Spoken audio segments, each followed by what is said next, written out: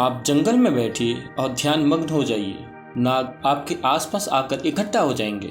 विष लेने से मेरे साथ कई चमत्कार हुए हैं। शरीर को युवा बनाने और अपने साथ तमाम चीजें करने के मामले में ऐसे कुछ विशेष तरह के योगी होते हैं जो अपने साथ ऐसे पहाड़ी बिच्छू रखते हैं। वो बिच्छू का डंक ले लेते हैं। वो बिच्छू का डंक अपने न्यूरोलॉजिकल सिस्टम को बिल्कुल हिला डालने के लिए लेते हैं। जागरूकता की पहुंच कहां तक है उन्हें ये पता चल जाता है।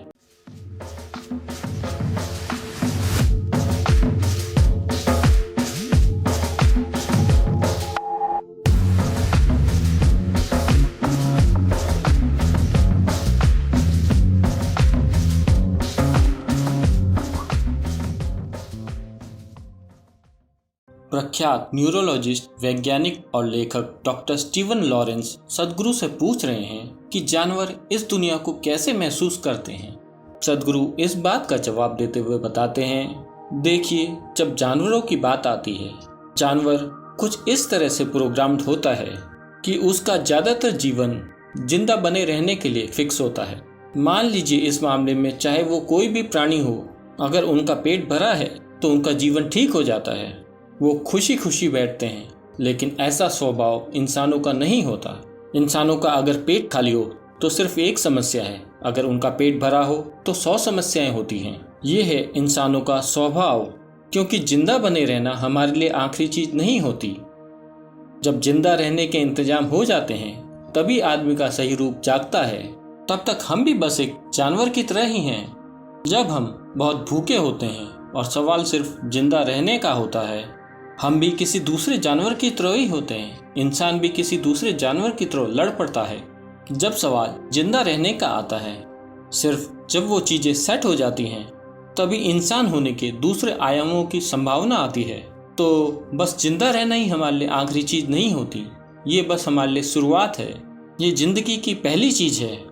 लेकिन बाकी सारे जानवरों के लिए जिंदा रहना ही सब कुछ है। लेकिन उनके बीच भी कुछ जीव हैं जिनकी पहुंच बहुत ज्यादा है, या कम से कम वो ज्यादा संवेदनशील हैं। उनकी पहुंच ज्यादा है कहना तो ठीक नहीं होगा, लेकिन जागरूकता के मामले में वो ज्यादा संवेदनशील हैं।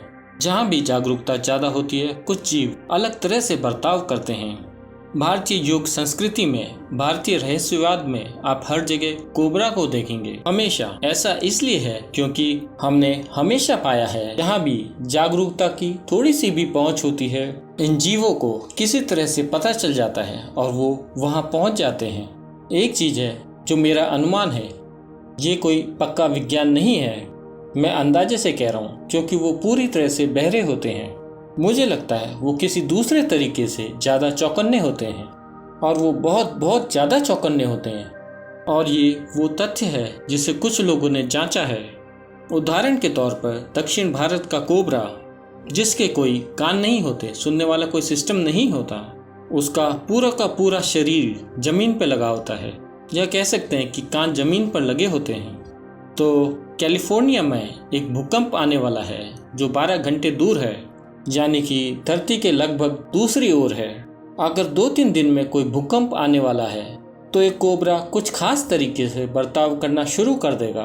अगर आप इसे सावधानी से देखें और अगर आपने इसमें महारत हासिल कर रखी है, तो आप साफ तौर पर बता सकते हैं कि धरती के इस अक्षांश पर भूकंप आने वाला है। कुछ लोग ऐसे हैं जो सांप को देखकर बता सकते हैं कि ये कैसे बर्ताव करेगा। देखकर वो बता देते हैं कि धरती के किस ओर हलचल होने वाली है। तो धरती में होने वाले बहुत छोटे से भी कंपन का इसे पता चल जाता है। तो इस वजह से इसमें विशेष कंपनों के लिए विशेष जागरूकता या संवेदनशीलता होती है। हो सकता है जब कोई उस चीज को छूता है जिसे हम जागरूकता कह रहे हैं, वो सारे कंपन जो आमतौर पर हर कोई हर रोज बाहर निकालता है, यानी उनकी शारीरिक चीजें, मानसिक चीजें, वो कम से कम रह जाती हैं। उन कंपनों की अनुपस्थिति को कोबरा पहचान जाता है। अगर आप बहुत ध्यान में हो जाएं, आप जंगल में बैठें और ध्यान में हो जाएं, कोबरा आपके चारों ओर इकट्ठा हो जाएंगे। वो आकर आपके पास बैठ जाएंगे जैसे वो आपका इंतजार कर रहे हों। ये कितनी ही बार मेरा खुद का अनुभव रह चुका है, और इस परंपरा के कितने ही योगी हमेशा इस चीज को सही बताएंगे हमेशा, क्योंकि वो किसी इंसान में कंपनों की कमी को भाप जाते हैं। जब कंपन बहुत कम हो जाते हैं या बहुत सूक्ष्म हो जाते हैं तो वो अपने आप उस तरफ खींचे चले आते हैं। सभी जहरीले जीव जो अपने शरीर में विष बनाते हैं, उन सभी को ये पता चल जाता है।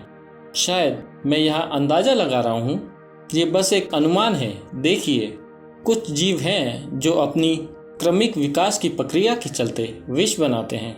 शायद इसीलिए कि इसका शारीरिक आकार और चीज़ें कुछ इस तरह की हैं कि बिना घातक विष के ये जिंदा नहीं रह पाता।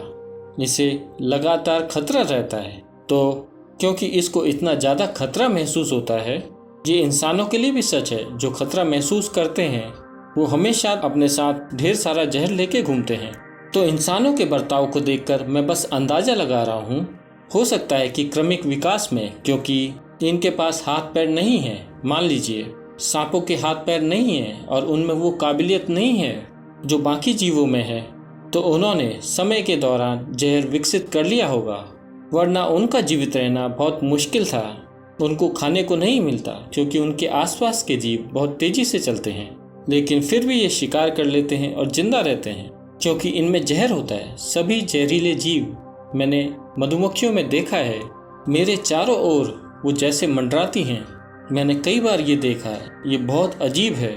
शुरुआत में जब ऐसा हुआ मुझे विश्वास ही नहीं हुआ कि कैसे ये कीड़े उस चीज़ को महसूस कर रहे हैं जो कोई और नहीं कर पाता। इंसानों को ज़्यादातर ये पता नहीं चलता, लेकिन वो इसे भांप जाते हैं। मैंने आमतौर पर ये जहरीले जीवों में देखा है क्योंकि जहर बनाने के लिए उनमें एक विशेष प्रक्रिया चलती रहती है। दूसरे वैज्ञानिकों से जो मैंने सुना है और वो लोग जो इस क्षेत्र में काम कर रहे हैं, वो कहते हैं कि विष इस धरती पर मिलने वाला सबसे ज़्यादा जटिल प्रोटीन है और आज इस चीज़ पर प्रयोग हो रहे हैं कि भविष्य में न्यूरोलॉजिकल सिस्टम से जुड़े कई रोगों का इलाज विष से किया जा सकता है। क्योंकि जानते हैं, मेरे अनुभव में विष लेना मेरे लिए चमत्कारी रहा है, खुद को फिर से युवा करने में और खुद के साथ बहुत सारी चीज़ें करने में। कुछ विशेष तरह के योगी होते हैं जो हमेशा पहाड़ी बिच्छू हमेशा अपने साथ लेके चलते हैं, जो लगभग 9 इंच लंबे होते हैं। वो इनको डब्बे में रखते हैं। जब भी वो चाहें वो फैसला करते हैं कि कब, और वो बिच्छू का एक डंक ले लेते हैं। आपका पूरा न्यूरोलॉजिकल सिस्टम झुनझुना उठेगा। ऐसा 24 से 48 घंटे तक होगा। ये आपको सोने नहीं देगा, ये आपको जगा कर रखेगा और दर्द और आनंद के बीच बस थोड़ा सा ही फासला होता है।